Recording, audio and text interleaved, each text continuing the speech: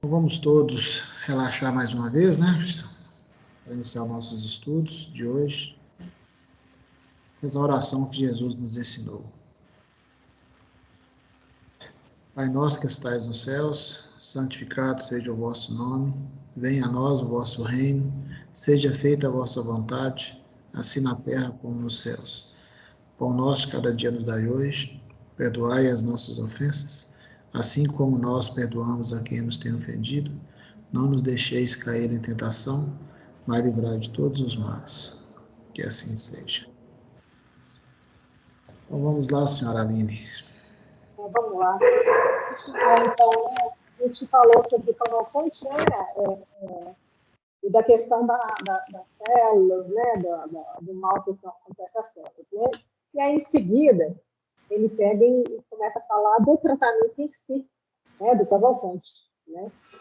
Que ele estava desequilibrado, que ele acreditava que estava vivendo um pesadelo, que ele estava num hospital diferente, provavelmente ele acha que ele não estava encarnado e tendo pesadelos.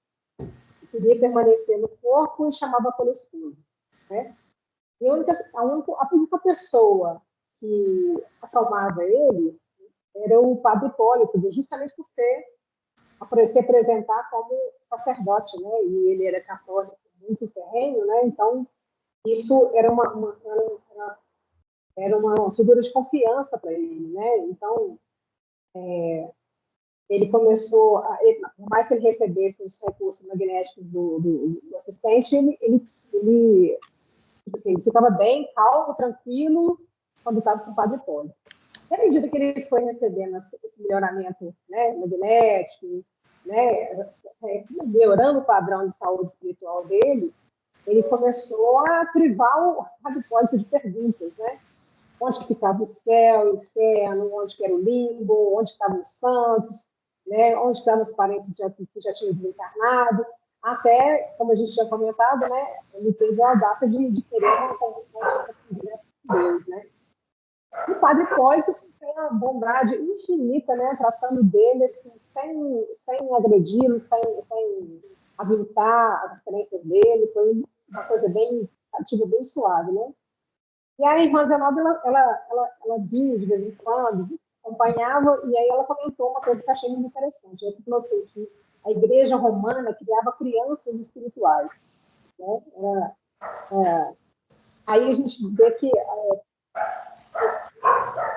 a igreja romana, por causa de interesses específicos, né, de poder, de política, de questão de bens materiais, né, ela manipulou muito, né, o conhecimento evangélico, distorceu, omitiu partes, né, e ficava alimentando ilusões, né, dos fiéis, vamos dizer assim, né. Então, essa ideia do céu, do inferno, do purgatório, do limbo, do juízo final, né, e aí instalando o medo nas pessoas, né, e por meio desse medo, o controle que ela queria ter sobre as pessoas e pelo poder político ali, né. Então, assim, a gente ainda é fruto desse adestramento espiritual, né, que nos coloca em posição de infantilidade espiritual ainda, né? Mas a questão é, nós, em várias encarnações, a gente vem recebendo essa carga, né, de adestramento, né, de doutrinação, né, da parte da Igreja Católica, mas, assim, o manter-se nessa posição é uma escolha nossa. Se a gente quer continuar infantil, espiritualmente falando, é uma decisão nossa, né? Porque a gente pode receber qualquer tipo de informação, mas a gente pode ter um livre-arbítrio de escolher quais delas a gente vai realmente acreditar e quais delas a gente vai questionar, né? Então, é uma decisão pessoal nossa, né? Permanecer nessa ou sair dela, né? E hoje, os espíritas, né, com o advento do espiritismo, a gente tem mais um acesso, mesmo que a gente não saiba um milésimo do que é o plano espiritual ainda, né, a gente não tem capacidade para poder ter todas essas informações e entendê-las, né, a gente, comparado às outras religiões estabelecidas no mundo, a gente tem mais acesso, né, às informações do plano espiritual, né. Mas o problema é que a gente tem esses vícios de comportamento, de crença, muito arraigados no nosso espírito ainda. Porque pensa, quantas encarnações a gente vem recebendo influência dessa igreja romana, desde que a gente está encarnando aí há não sei quantas encarnações atrás, né? São séculos e séculos de doutrinação. Então, nosso esforço a gente tem que fazer um esforço muito grande para a gente se libertar dessas ilusões, né? E esse trabalho de se libertar e é sofrido, vamos dizer assim. É igual como qualquer outro vício. A gente não tira de um dia para o outro e não consegue se libertar de todos ao mesmo tempo, né? E aí a gente lembra, né, daquela fala: espíritos, amai-vos, eis o primeiro ensinamento, instruí-vos, eis o segundo, né? Por que instruí-vos, né? Para a gente progredir, né? Porque amar só, mas a gente ficar ainda com aquelas crenças antigas, aquela visão infantil e pouco amadurecida da parte espiritual, né? A gente não vai para frente, a gente não vai evoluir, né? Então, por meio do conhecimento e da instrução, temos plena capacidade de conquistar a nossa maturidade espiritual. E o nosso esforço tem que ser nesse sentido, né? Mas, além de adquirir conhecimento e informação, é necessário, acima de tudo, vivenciar e praticar essas informações recebidas do plano espiritual, para então acender a luz que há em cada um de nós. Então, é preciso que o velho homem morra e o novo homem nasça, né? Um dos pontos de mais sensibilidade ainda é a morte do corpo físico para nós, até para nós espíritas, né? Para os católicos, os protestantes, o céu, o inferno, o limbo, o sono, o juízo final, né? É uma crença muito arraigada. E para os espíritas, ainda resta a dúvida e o medo. Medo de deixar os entes queridos, medo de onde vai parar do outro lado da vida, medo do umbral, medo dos espíritos renitentes no mal, medo de encarar as próprias mazelas espirituais. Então, é necessário muito estudo, muita disciplina, muita vivência, esforço para a gente burilar as nossas más tendências, para a gente se preparar ainda em vida para a nova vida, né, no plano espiritual.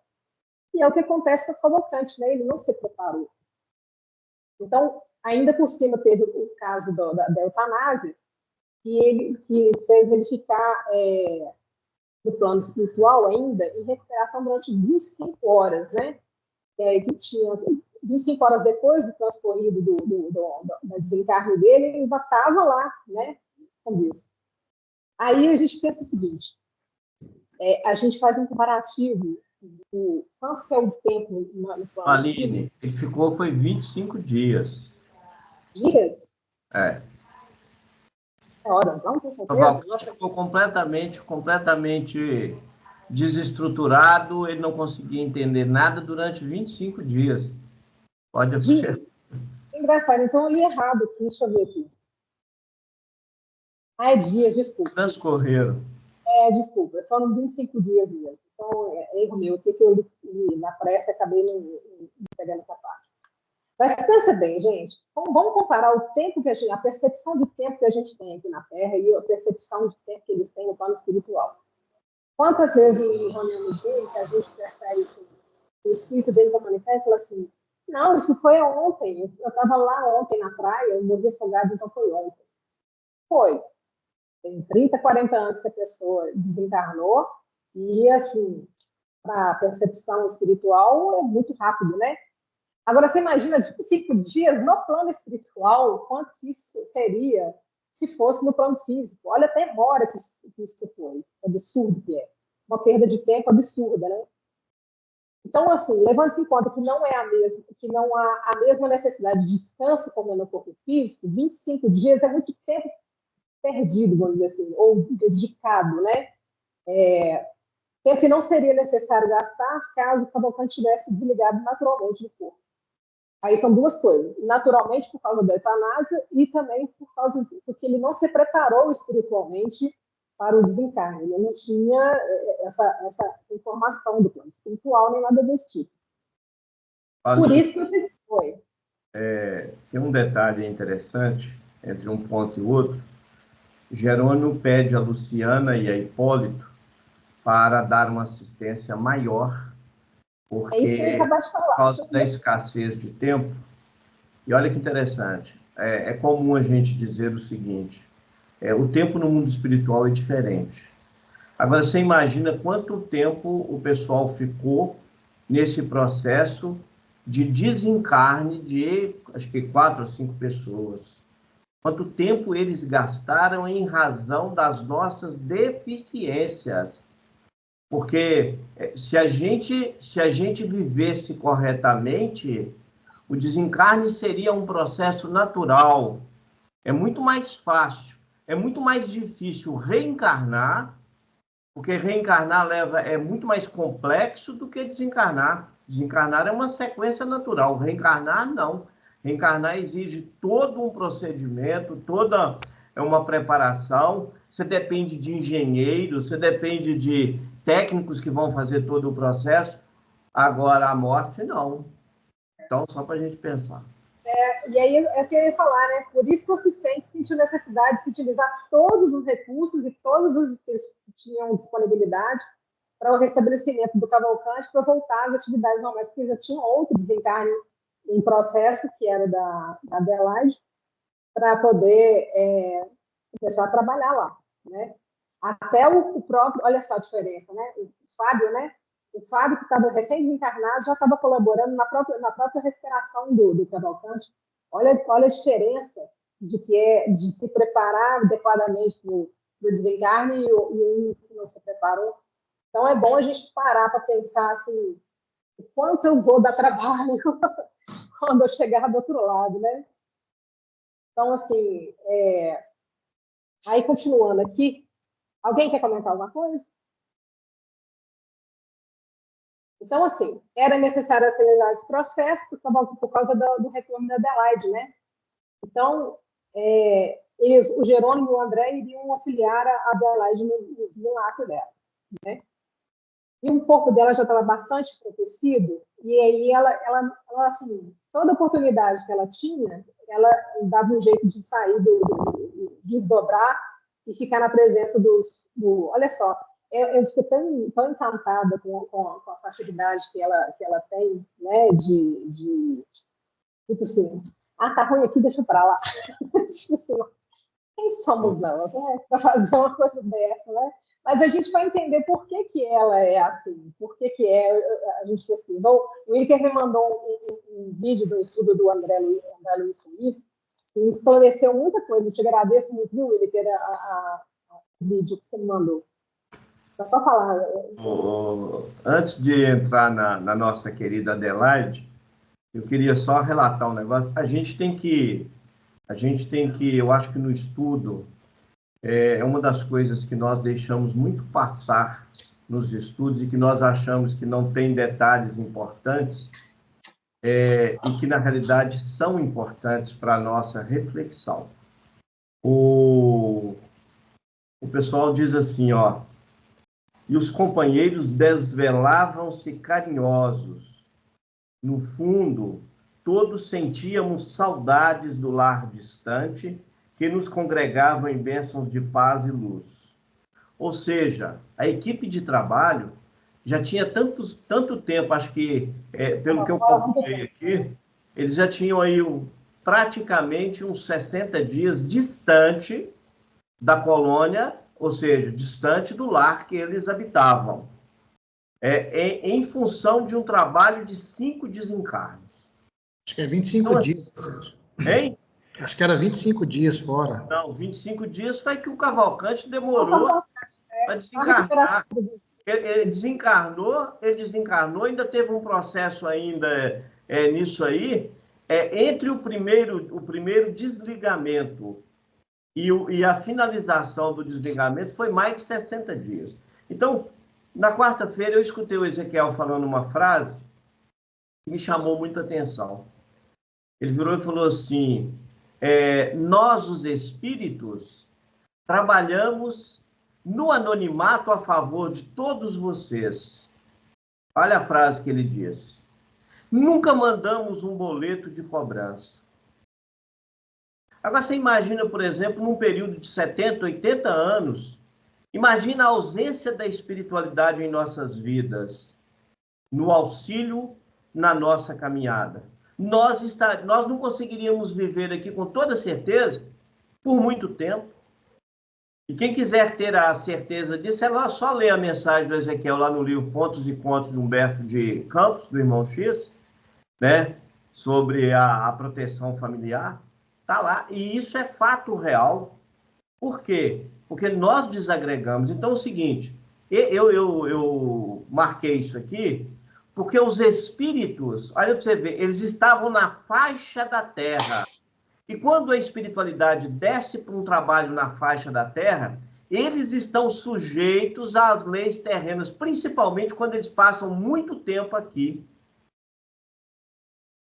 Então, eles sentiam saudades da leveza da colônia espiritual em que eles vivem. Porque eles tinham, olha para você ver, eles estavam aqui, eles tinham que manter a alimentação, porque existe uma ideia, e ela é muito falsa, de que os espíritos só alimentam de prana. Não, André Luiz precisava de comer e beber. Então, assim, a gente precisa de ter em mente o que essa turma faz, né, para a nossa sustentação aqui. Bom, então, aí já estávamos preparando para o Dream Time da Adelaide, mas aí o André Luiz comentou assim, não consegui, por minha vez, auscultar o espesso organismo, porque a nobre missionária, aí ela é a palavra certa, nobre missionária, nós vamos saber por quê. Em virtude do avançado enfraquecimento do corpo, abandonaram o primeiro sinal de nossa presença, colocando-se junto de nós no estado de repalestra. Então, assim, ela sentia, quando ela sentia que ela provavelmente estava precisando dar um alívio, dela saía do corpo na tranquilidade e ia para o plano espiritual tranquilamente. Pode falar, Sandra. Eu tive uma dúvida em relação a esse fato dela, a facilidade dela de desdobrar. Isso é um sinal de desapego aos bens terrenos? Eu vou entrar nesse detalhe, porque a gente vai falar sobre a Adelaide especificamente, porque o livro ele só fala Adelaide, mas a gente sabe que ela é uma pessoa que viveu realmente na Terra e ela foi um vulto aí do espiritismo famoso. E aí nós vamos entender por que ela tinha essa facilidade. Ela era uma médium assim, completíssima também. Entendeu? Aí nós vamos comentar sobre isso mais para frente. Bom? Aí o que eu achei interessante foi o seguinte, né? Não deu nem tempo, que normalmente o André Luiz estava acostumado, tipo assim, vamos ver o desencarne do fulano, então, nós vamos ter que ver todo aquele processo de putrefação, o dia das glândulas, isso, daquilo, que está acontecendo no corpo físico da pessoa, se ela está fraca, se ela não está, né? A gente viu todos os outros, né? Que ele faz uma análise assim, muito profunda do que está acontecendo no corpo físico dela, da pessoa, né? E nesse caso não deu tempo para ele, não. Ela é tipo assim, se ele mexer com isso não, ela ali já tá no outro nível, tipo assim, não perde seu tempo ali não, que aquilo ali é só desenlace dela, né? E aí, quando ele fala nobre missionária, né? Aí ninguém presta atenção nisso, né? Porque no livro todo a gente fala sobre pessoas que são médiums, que eram, às vezes a pessoa era médium, né? Com mandato mediúnico e tudo mais, aquela coisa toda. Mas, quando falou nobre missionária, acho que deu uma elevada no padrão ali, sabe? E aí, o Henrique me mandou um vídeo que eu achei fantástico. Que o André Luiz faz um levantamento da vida da Adelaide. E aí descobre-se o seguinte, que ela era uma pessoa que realmente estava, isso que não é ficção, é verdade. E no caso dele específico, da Adelaide especificamente, apesar dos outros relatos, ele ter escondido, pode ter falado assim, um nome fictício, mexeu em um outro ponto ali da vida da pessoa para não expor para os familiares dele, né, numa obra pública dessa, né, que é o do Hebreus. Então, assim, para evitar problemas, eles alteram alguns nomes, alteram alguns fatos. E nesse caso, ele não fez. Falou Adelaide, o nome dela é Adelaide mesmo, e ela foi uma médium que nasceu em 1874 e desencarnou em 1944. Ela viveu na mesma época do Zé de Menezes, eles trabalhavam juntos, né? Ela nasceu em Natal, Rio Grande do Norte, e foi para o Rio de Janeiro, depois de uma certa idade. E aí, no Rio de Janeiro, ela começou a fazer trabalhos, né? A utilidade dela começou a florar e ela começou a fazer trabalhos, né, de caridade muito, muito, muito no sentido da cura, de manifestar. A princípio, ela era médium audiente, e aí depois ela passou para médium de cura, e depois, com o tempo, com o passar do tempo de trabalho dela, que foi ampliando, ela e Bezerra trabalhavam juntos, ela fazia esse receituário que Ezequiel também fazia, as curas ela fazia opção de coisas. Então, era uma pessoa que era de uma mediunidade muito ampla. Aí depois ela desenvolveu a clarividência, ela desenvolveu até bilocação, se você tem uma ideia. E aí ela construiu um lar que chama...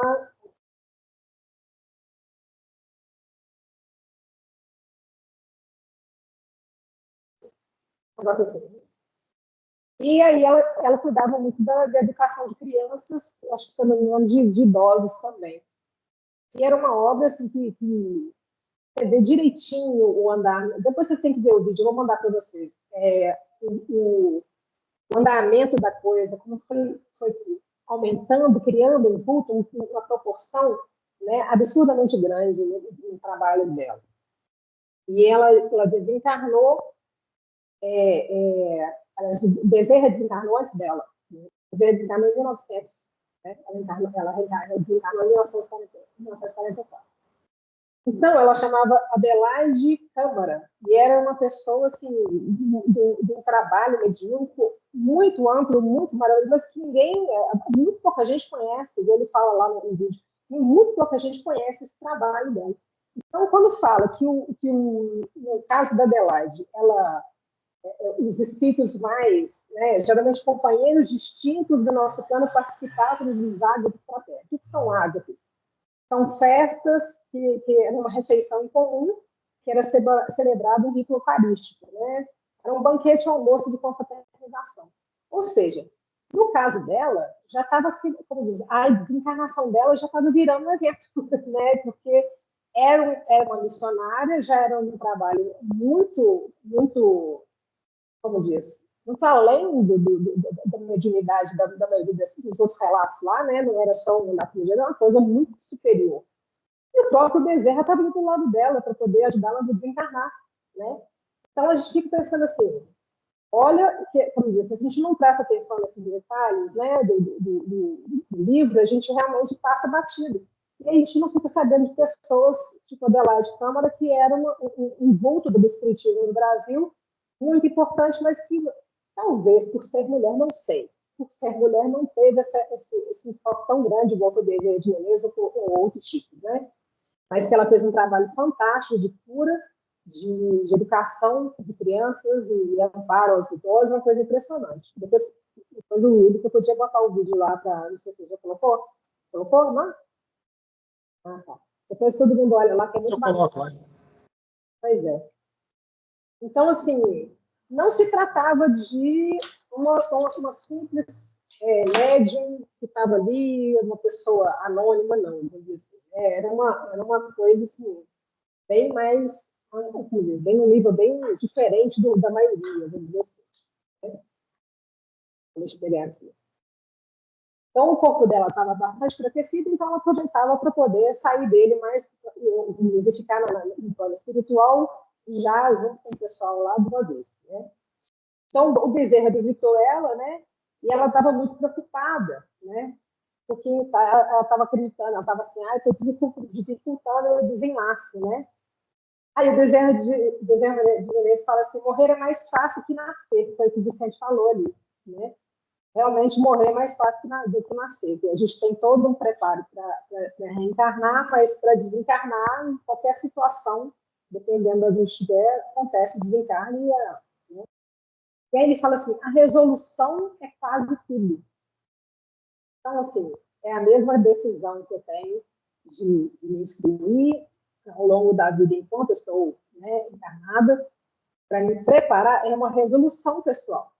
Então, tudo é resolução, né? Tudo tá, a gente até estava falando isso no estudo anterior aqui a responsabilidade é toda minha. Não tem como eu jogar isso nas costas de ninguém. Né? É necessário libertar a mente dos elos que nos imantam as pessoas, acontecimentos, coisas e situações da vida terrena. Então, o que estava acontecendo com ela era isso, porque ela tinha um trabalho de uma amplitude muito grande, e ela já havia trabalhado nisso há muitos anos, levou uma vida inteira trabalhando nisso. Ela estava muito preocupada a respeito de como que essa obra ia seguir sem ela, né, no caso. E aí o Bezerra de Menezes fala para ela não olhar para trás, tipo assim, não tem isso não olha para trás. Então, na hora do desenlace, as pessoas voltam os pensamentos para o caminho humilhado, tropeçam nas próprias apreensões e se prendem ao passado, aos arrependimentos, aos erros, e não seguem por não ter mais a energia da renúncia. Então, chega num ponto que a gente olha, a gente tem apego, a gente não tem jeito, né? A gente vai se apegar, né? Aí ela fala assim, eu tenho medo de mim mesma. E a gente fica pensando assim, o que me prende ao plano físico que me faria, né, dar esse trabalho todo para a espiritualidade me fazer desencarnar, vamos dizer assim, ou do meu desencarno. Né? Então, assim, a gente fala assim, a gente fica esse movimento mais saudosista, né, nostálgico, e começa a avaliar o que foi feito. Gente, todos nós somos frutos de erros e acertos. Não tem como a gente achar que devia ter feito assim, realmente, devia ter feito diferente, mas assim, o que a gente deu conta de fazer foi isso. Então, não adianta ficar se martirizando e protelando o desenlace, porque, mas se naquela época, se eu tivesse feito desse jeito, eu poderia ter aproveitado melhor, tá?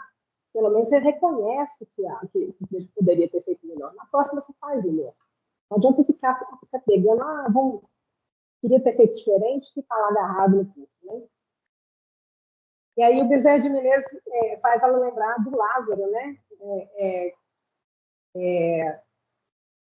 Ele fala assim, que ele se isolou e fechou os ouvidos e os olhos para os interesses e de Lázaro correr um pouco segundos, porque quando ele lembra do Lázaro, né, desse do Lázaro, ele, tipo assim, ele sentiu que ele tinha essa força para seguir em frente e não olhar para trás, né? Então, que ela lembrasse dessa lição do Lázaro, para ele poder, tipo assim, desapegar e, tipo assim, vai, não olha para trás não, segue em frente, né? Então, ele fixou a sua atenção nessa passagem evangélica e afastou-se do corpo grosseiro sem obstáculos, né? Mas é Bezerra de Menezes, né, gente? A gente tem muito chão pela frente. Ela também é outro nível também, né? Então, a gente... Mas é aquela história. Nós estamos ainda na carne. Se a gente começar a se instruir e a trabalhar a mente nesse sentido, talvez a gente dê menos trabalho também. Vamos nos esforçar por conta disso, né? Aí Jerônimo comenta com ela Ali, eu acho que a gente deveria pensar o seguinte. Olha para você ver. Com todo o estudo que nós já fizemos aqui, desde a pandemia, ou antes da pandemia que a gente iniciou aqui, quantas coisas nós aprendemos? Isso já vai para 3 anos, né? 3 ou mais. 4 anos. 4 anos. Então, quantas coisas nós aprendemos aqui através de André Luiz? Então, eu penso o seguinte, se nós não começarmos a aplicar o que nós estamos aprendendo, principalmente com os bons exemplos, você citou aí a Adelaide, trazendo aí, né, toda a vida dela, do próprio Bezerra. Então, se nós não pegarmos os exemplos desses grandes espíritas ou desses grandes cristãos, para nós aplicarmos na nossa vida, então nós estamos sendo apenas indicadores. Nós estamos apenas propagando o que é bonito para que o outro, ou seja, somos receitistas. Então, isso a gente precisa, sim, de analisar. Porque se eu escutei um dia desse, alguém virou para mim e falou assim, nossa, eu estou impressionado com fulano de tal, que participa lá no centro. Eu falei, por quê? Ele falou, não é a mesma pessoa. Eu o conheço há mais de 10 anos E ele era um cão. Hoje ele é um cachorrinho.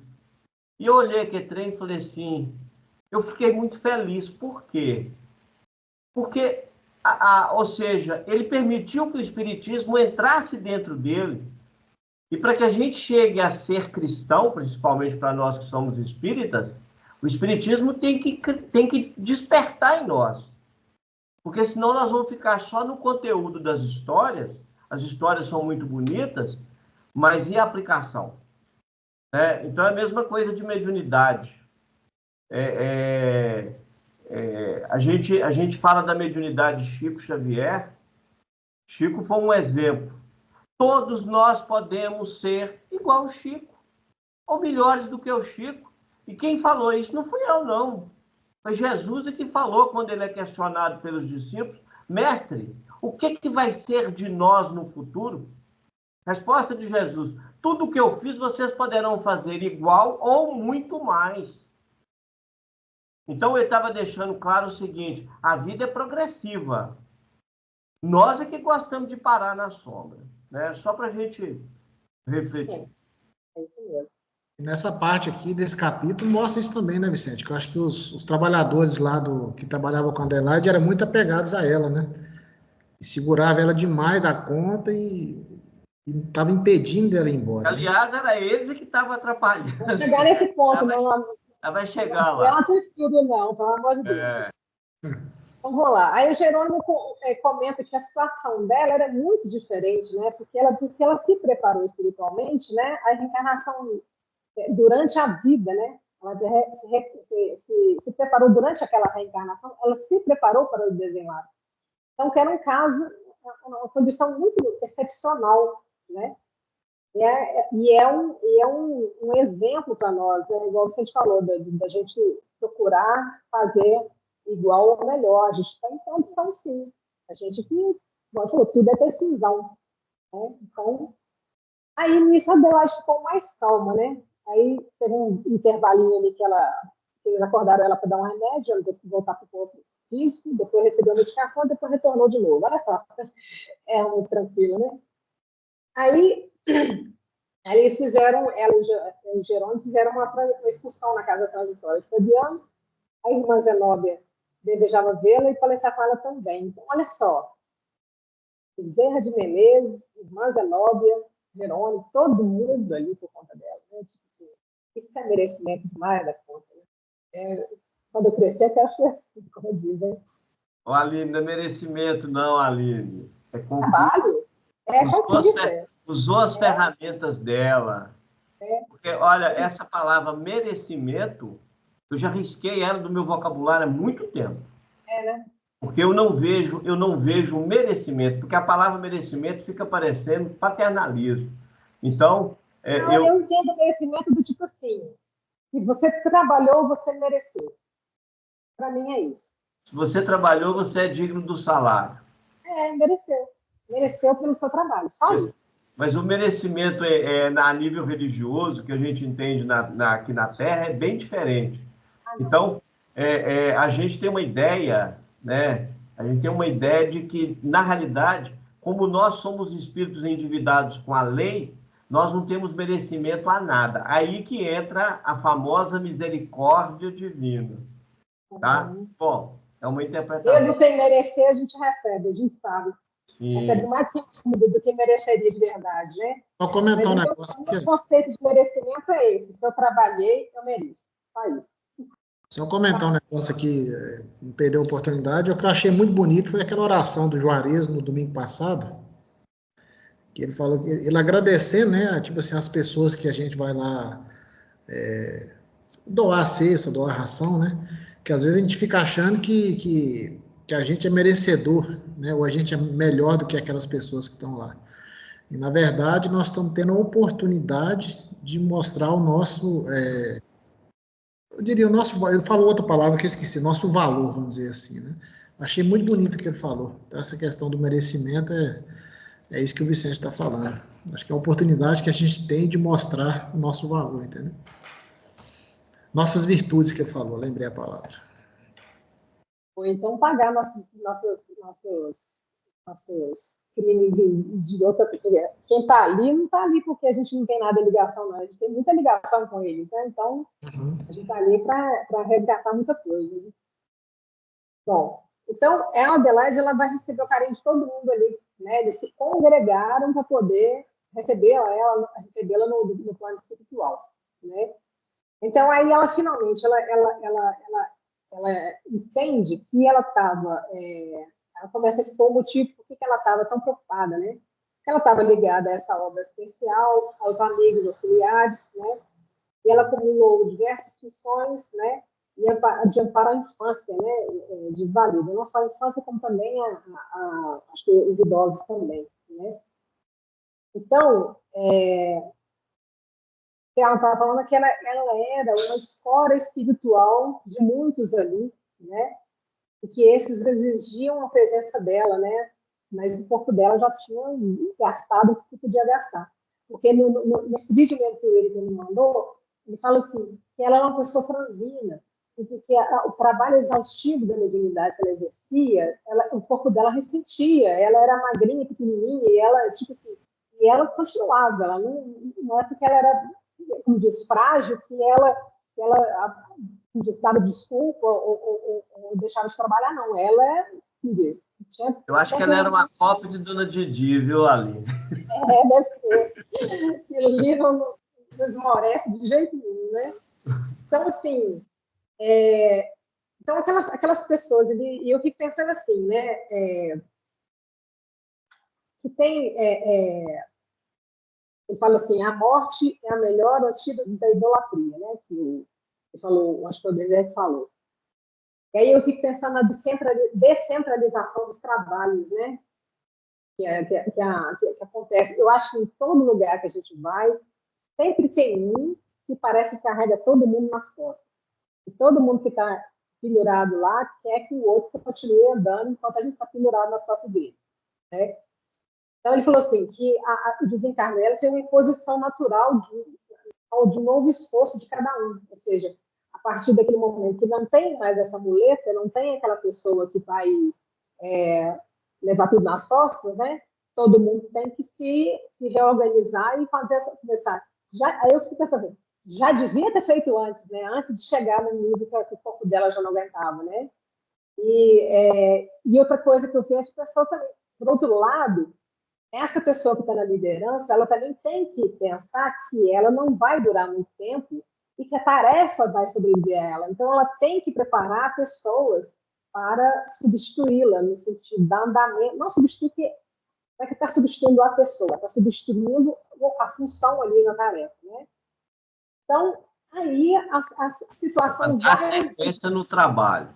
Exatamente. Não tem substituição. O trabalho não é dela, o trabalho é do Cristo. Ela está, como diz, levando na execução ali, mas o trabalho é do Cristo. E essa situação vai exigir um reposicionamento de todos, ou seja, vai gerar mudança. Né? Então, a gente vê isso muito no grupo espírita, vê pessoas que estão no mesmo cargo no grupo espírita, por exemplo, há 20, 30, 40 anos fazendo a mesma coisa. Tem gente que não cogita nem fazer uma coisa diferente, que você fica 20 anos na mesma posição, não experimenta outras como diz, funções ali, eu acho isso errado também, minha opinião, porque eu acho que é igual empresa, para você conhecer o funcionamento de tudo, você tem que experimentar, estar em vários tipos de posição, de cargos, pode falar, Sérgio. Aline, eu vejo que o maior problema hoje dentro de uma casa de orações não é totalmente nem o cargo que a gente assume. Eu nunca tive cargo de direção na casa. Em todos eles eu saí fora porque eu acho que não era função minha. Mas o que acontece no movimento espírita? Os trabalhadores são poucos. Na realidade, os frequentadores são muitos. Os que buscam o alívio para suas dores e seus males são muitos, mas muitos.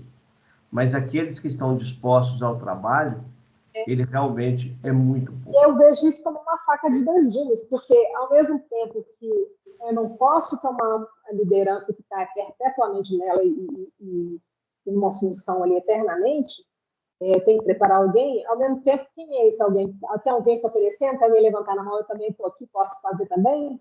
Mas a gente também, às vezes, não dá oportunidade, né? Tem 15 anos, pelo que ele falou, que o Ezequiel está tentando preparar médiums para dar continuidade ao trabalho de quarta-feira. Mais de 15 anos. Então, eu paro e penso e falo assim, puxa vida, para casa, nós temos hoje registrados, eu tenho uma relação de todos os médios da casa, são quase 200 médios que participam de reuniões mediúnicas. Essa foi a última relação que a dona Odete tinha fornecido lá e deixado à disposição. Então, você pegar uma casa... realmente comprometida muito. Então, se você pegar uma casa com 200 e tantos médios, né, mas com poucos trabalhadores, que você observa que os trabalhadores são quase os mesmos. Uhum. Mas é isso. Igual eu falei, uma faca de dois gumes, porque tem trabalhadores que são muito ciumentos com a tarefa e querem que a tarefa seja dele, quer centralizar. E aí, quando falam, vamos treinar alguém, vamos treinar, vamos sim, mas nunca faz, né? Nunca põe a mão na massa para fazer, não começa a decidir e executar isso, né? E, às vezes, por medo de achar que, tipo assim, que uma nova pessoa também, por trazer novas ideias, você que já trabalhou 20, 30 anos na mesma função, vai ser considerado ultrapassado e obsoleto, né? Essa vaidade nossa também pega muito pesado, porque é lógico que os novos vão ter novas ideias, vão ter novas formas de fazer a coisa, às vezes vão melhorar muito aquilo que a gente já fazia. E é o correto, é ser assim mesmo, né? Então, assim, a gente não pode engessar uma tarefa numa pessoa, centralizar numa pessoa e achar que, como diz, e, gente, essa pessoa desencarna, como é que fica? Igual no caso dela. Ela, no caso, ela estava... a Adelaide, já estava sendo... O corpo dela já estava desgastado há um tempo, ela já estava velha, tipo, ela acho que desencarna com 70 e poucos anos, 71, 72 anos. Né? Você já viu uma pessoa, naquela época, 70 anos, gente, ela é velha pra caramba. Né? Hoje não, a gente acha que a pessoa está velha com 90, 100 anos, mas naquela época não, 70 anos era uma pessoa idosíssima, não sei nem como ela chegou lá, para te falar a verdade.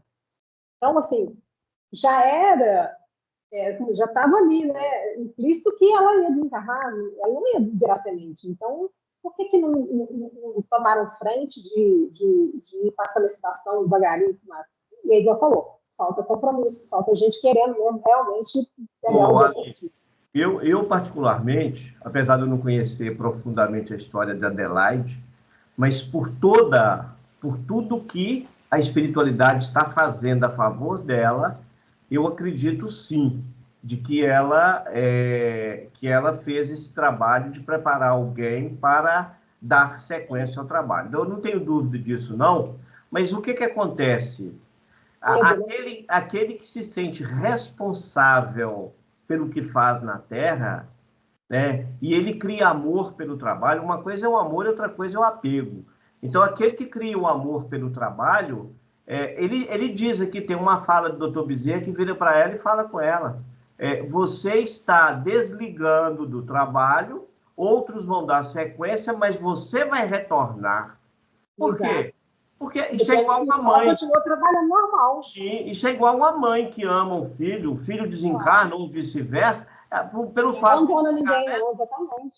Então, não abandona não, é certíssimo.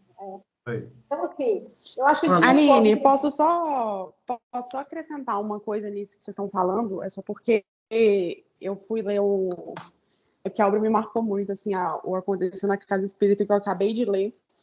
E eu super corajosa, só tive coragem de ler dentro da Casa Espírita, porque eu fiquei assustada. Então, eu só estava lendo lá dentro. Esse negócio dessa preparação de outros médios para a tarefa, essa responsabilidade é tão grande que você vê que às vezes a gente sobrecarrega, né? Vamos colocar, por exemplo, o exemplo do Vicente. Por vezes a gente sobrecarrega ele, a mediunidade dele, né? Tem que ficar ali horas, porque a gente não se prepara, né? E a gente já estudou também, né, no Missionários da Luz, se eu não me engano, das proteções da casa espírita, né? Então, por vezes, a proteção, ela também acaba repousando em cima de poucos trabalhadores, né? Sobre o merecimento ali de alguns poucos trabalhadores. E aí, se você tira esses pilares, como é que também ficam os trabalhos da casa como um todo, né? Pela nossa invigilância. A gente acha que a gente esquece um pouco disso, né? Que As proteções, elas se dão também por esse merecimento. Então, não é, acho que nem só a continuidade assim, das tarefas da casa, mas as continuidades com a qualidade que se tem hoje, né, com a seriedade que se tem hoje. Se não tem médios sérios, isso também cai. Ana, isso é tão sério que, se você pegar aí vamos citar aqui os médios de efeitos físicos que promoviam cirurgias, com o Dr. Fritz, por exemplo. Todos eles desencarnaram por acidentes. Por incrível que pareça. Por quê? Ali era só um efeito físico. Aquilo era importante para o despertar? Sim. Eu contei aqui no livro Materializações Luminosas, e eu conheci a família, que eu participava lá do grupo, lá do Irmão Ló, aqui no Santa Teresa. O Zé Grosso materializava a ponto de rolar. E dessa reunião eu não participei, não. Mas ele rolava com o filho do senhor Jair Soares dentro da reunião, brincando com ele. E isso era visto por todos os participantes. Eu tenho amigos meus que participavam da reunião e que eles me contavam. Falei, Vicente, eles deixavam o piano lá, a Sheila vinha e tocava Beethoven, tocava uma série de músicas para todo mundo ouvir. E ela toda materializada no piano. Olha que interessante. Um dos filhos do Jair Soares, que rolou com o Bezerra de Menezes, ele ainda tem dúvidas sobre a reencarnação. Ele tem dúvidas sobre o mundo espiritual. Então, não é o efeito material que vai trazer ou vai deixar a pessoa com dúvida ou sem dúvida, mas é a busca, é a conquista do dia a dia. Então, assim, eu sou da opinião que os médiuns, médium que não estuda, médium que não trabalha, porque quando Jesus diz assim, primeiro, amai-vos, segundo, instruí-vos, o que é amar? Gente, nós estamos preparados para amar? Porque amar meu filho é muito fácil. Ele fala um monte de bobagem comigo e eu, para não brigar com ele, fico caladinho, não é isso? Ele vem aqui em casa, fala tudo o que ele pensa e está tudo certo, e a gente fica numa boa para não ter briga, tá certo? Mas escuta só, mas e o vizinho? Aí quando o vizinho fala com você, não, você responde, você vai discutir com ele, vai dar uma briga, vai dar uma confusão, ou seja, não é amor, né? Então, Ezequiel diz, então já que nós não estamos preparados para amar, então vamos pelo menos instruir. E instruindo, a gente já se prepara para poder entender o amor, nem é para aplicar, é para entender. Fala, Will. Essa questão da materialização que você falou aí, né? Por exemplo, o que você acha que o Ezequiel pretendeu permitir aquela materialização na quarta-feira lá em cima? Eu lembro que uma das respostas que você comentou foi que alguns ainda estão precisando do fenômeno, né? Sim. Na casa nós temos hoje alguns médios de efeitos físicos, de ectoplasmia, tá? E o que acontece? A reunião da equipe Amor ela é uma reunião extremamente importante. E não é só para casa, não é só para os animais, não. Porque hoje ela não é mais só da casa.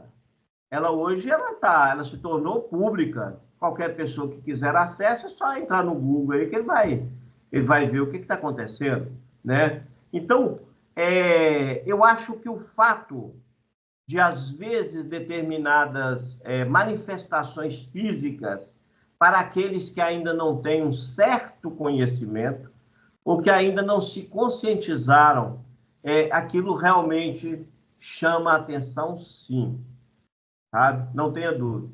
E o mais engraçado é o seguinte, nós temos um médium na casa que ele é de efeitos físicos e que ele é um menino que, assim, ninguém tem paciência com ele no centro. Por incrível que pareça. Todo canto que ele chega, por quê? Porque o médium de efeito físico é muito elétrico. Ele não sabe como direcionar essas energias dele. Então, ele fica extremamente elétrico. Por quê? Primeiro que ele é um canal vivo e que atrai os espíritos que precisam da energia dele. Porque ele produz muito, ele não para de produzir. E o que a espiritualidade faz?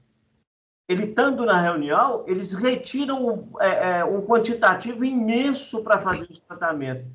E foi exatamente nesse dia lá Do nada, Ezequiel foi lá, pegou ele pelo braço e falou, vamos subir comigo lá para a reunião. E Ezequiel nunca chamou ele. Vamos subir. Aí ele ficou assim, olhando, né? E subiu com ele. E foi aí que ele deve ter tirado parte da energia do ectoplasma dele e processou aquela materialização que deu lá no fundo. É isso. Legal. Pode ir lá, Aline. Tá muda, Aline. Então, nós temos uns minutinhos ainda. Então, assim, o que a gente fala sobre essa coisa de descentralizar, né? A gente não pode acreditar que só quem está na liderança de uma tarefa, né? Só eu tenho a solução, só eu sei o jeito, e o meu jeito é o único jeito, o jeito certo de fazer a coisa, né? E as novas gerações, as novas pessoas trazem novas ideias de centralizar e engessar essa tarefa. Tudo precisa ser mudado e melhorado. Gente, tudo pode ser mudado, tudo pode ser melhorado sempre. Mesmo aquilo que você fala assim, nossa, se melhorar a estrada. Não, pode melhorar e vai melhorar muito. Né? A gente está só iniciando, passando para a próxima geração, para o próximo trabalhador, aquilo que a gente é a tarefa do curso. Né? Então, assim... Aline, deixa eu só dar mais um pitaco. Eu sei que você vai ter que ficar aí muitas semanas aí, porque esse estudo aí, ele vai parecer que ele é muito interessante. Com todos eles, mas esse aí também é muito bom, por isso que você foi escolhido. Mas olha que interessante. Eu fico olhando o Ezequiel com a equipe nossa lá, né? Toda mensagem que sai, ela sai com o nome dele. Ela não sai com o nome de José, ela não sai com o nome de um outro espírito que está lá no auxílio, né? Porque lá hoje são três médicos trabalhando. Tem até um quarto, mas eu não posso falar isso não. É 3 médicos trabalhando. Aí o que acontece? Você observa, por exemplo, o Ezequiel, o tempo que ele gasta para rever cada orientação. Se ele fizesse, era muito mais rápido. Mas o que acontece? Ele tem que dar oportunidade para os outros se prepararem. Não é fácil, mas a oportunidade tem que ser dada. E aí, o que eu acho muito interessante é que ele sempre fala para a turma, fala assim, olha, nós não podemos, nós estamos dando, o Espírito está dando uma mensagem, uma orientação. Nós não podemos falar o que ele tem que fazer extensamente. Sugestões. É uma orientação. Então, agora, olha que interessante. Nós estamos querendo, na realidade, uma orientação? Não. Nós queremos uma solução dos nossos problemas. A gente quer a lei do menor esforço sempre. Tá certo? Então, agora, olha o trabalho que a espiritualidade tem para preparar médiums. Então, não é... Agora, você imagina, por exemplo, eu fico vendo, por exemplo, eu cheguei a fazer... Eu estou na campanha do Quilo, tem 40 anos que eu dirijo uma campanha do Quilo. Eu cheguei a fazer uma proposta lá no centro para que alguém assumisse a campanha do Quilo. Eles demoraram quase 2 anos para me responder. Por quê, gente? Porque não é fácil. Não é fácil. E o que acontece também é que os trabalhadores que são comprometidos, eles já ficam super, já têm funções demais, porque só eles são os únicos que ficam... tem mais essa noção do tipo assim, poxa, precisa alguém fazer isso, precisa alguém aliviar, né, para o outro, ou precisa a coisa dar seguimento. Mas acontece isso, todo mundo que está trabalhando fica sobrecarregado, né? Se você for analisar, eu vou, por exemplo, no grupo espírita, de terça, dependendo da semana, até sexta, né? Todo dia, né? Vamos dizer assim. E fora o trabalho do Paco. E eu vejo com as mesmas pessoas, eu encontro com as mesmas pessoas todo santo dia, entendeu? Só muda, assim, o dia, mas é a mesma coisa. Então, você vai ver ali, tem um barulho de gente que frequenta o centro, a maior parte que vai ali não fica para fazer a votação. Aí fica uma mesma pessoa com uma série de tarefas. Eu imagino que você está super sobrecarregado. Então, Mas a vamos gente lembrar da está frase. sobrecarregado, a gente não sente que está sobrecarregado. A gente acha assim, nossa, eu estou fazendo, estou tentando ajudar, estou tentando facilitar e vou fazer o meu melhor, né? E eu não fico pensando também se alguém devia estar fazendo ali ou me ajudando, nada, não é isso não. Mas acontece que a gente acaba que realmente fica muito centralizador nesse sentido de, por exemplo, Agora, vou Aline, fazer, vou fazer. É o que Jesus fala, a fé sem obras é morta. Porque nós não viemos para a Terra só para aprender, não. Nós viemos para aprender, né, para E viver no mundo. absorver informações e aplicar elas. E viver no mundo, exatamente. Porque o aprendizado que nós estamos tendo na Terra, grande parte dele só serve para ser aplicado aqui. Então, se nós não aplicarmos aqui, nós vamos chegar ao mundo espiritual apenas como uma biblioteca cheia de informações, mas empoeirada. E eu vejo no movimento espírita, muito companheiro que busca a tribuna, não o trabalho. Infelizmente. Tem muito trabalhador que chega na casa caçando o púlpito. Não tarefas, não trabalho que a casa oferece. E essa é uma... A gente pensa assim, eu vou todo dia, então eu tenho que renunciar todo dia, à noite, das coisas que eu poderia estar fazendo que não são no centro. Eu poderia estar com a minha família, podia ir no cinema, podia, sei lá, ficar vendo televisão, e aí você começa a ver que tem muita renúncia na brincadeira, né? Tipo, eu vou deixar. E aí o problema é que quando um fica sobrecarregado, ele vai ter a semana inteira de atividades, no final de semana também, e aí aí você falou assim, preciso de alguém para assumir a campanha do quilo. A gente fica assim, será que eu dou conta? Será que eu pego? Como é que eu pego essa também? Porque você está vendo que não tá, que a pessoa não está dando conta, você quer também ajudar. Mas, por outro lado, você fica assim, mas eu não posso desequilibrar o resto da minha vida. Eu tenho que trabalhar, eu tenho que dar atenção para minha família, eu tenho que atender as demandas do mundo também. Então, a gente tem que achar o equilíbrio. Né? Então, assim, não é fácil, não. Mas se a gente pensa que, como diz, é fácil para o médium e a pessoa, esse trabalhador comprometido, está abrindo mão de muita coisa. A gente acha que não vai estar abrindo mão de muita coisa. Palavras de Jesus. Se quiser me seguir, renuncia-te a ti mesmo. Então, e olha que interessante, renunciar a si mesmo não é que você vai abandonar sua família, não é que você vai abandonar seus filhos, nada disso. Ninguém que participou do messianato do Cristo, né? A gente fala de 12, mas na realidade é uma turma muito grande. Né? Sim.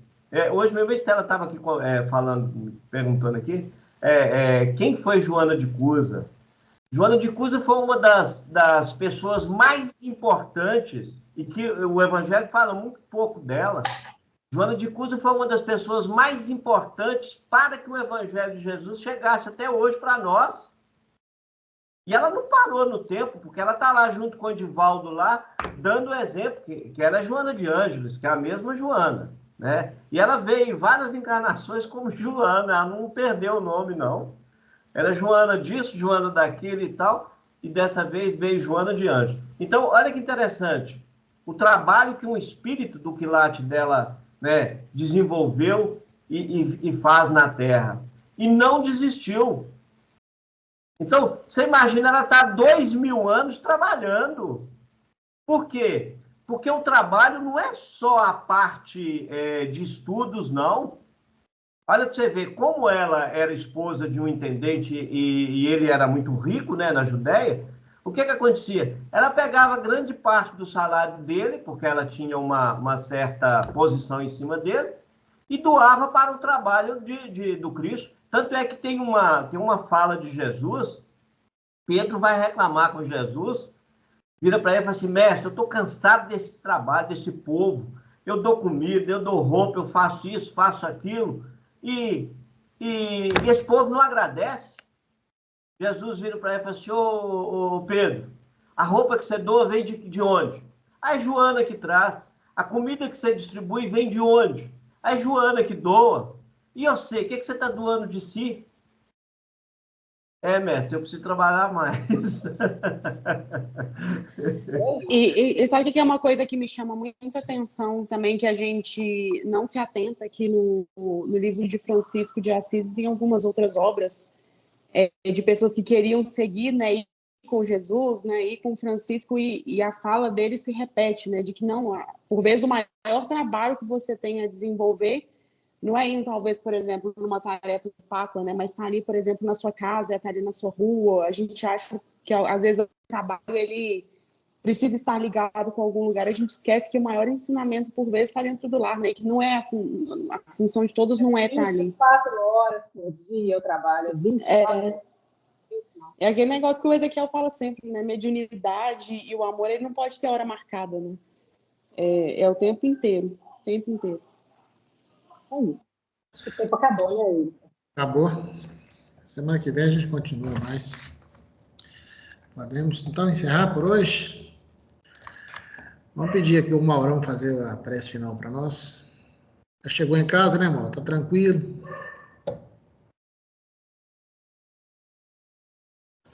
Tá mudo aí, Mauro.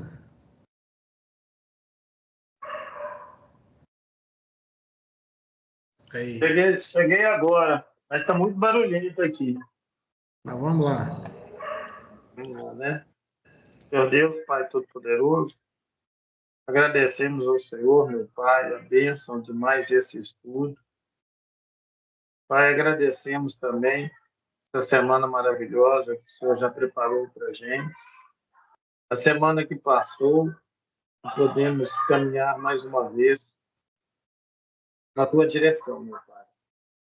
Pai, agradecemos cada estudo, cada momento, conseguimos aproveitar melhor. Suplicamos ao Senhor que continue derramando as suas bênçãos do seu pão, que diariamente, cuidadosamente, o Senhor nos entregue. Pai amado, Pai querido, agradecemos ao Senhor mais uma vez por estar sempre nos perdoando os nossos erros, as nossas ofensas, e que, em nome de Jesus, possamos ter um coração modificado, coração grande, perdoador, e que não venhamos cair mais em novas ou velhas tentações, ciladas, criadas por nossa própria ignorância.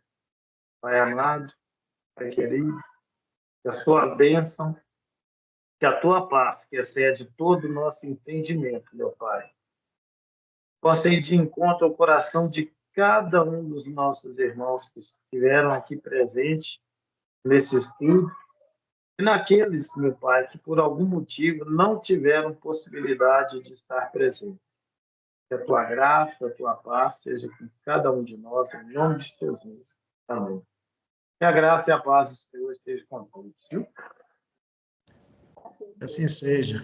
Alô, pessoal. Gente, obrigado. Boa noite a todos. Viu?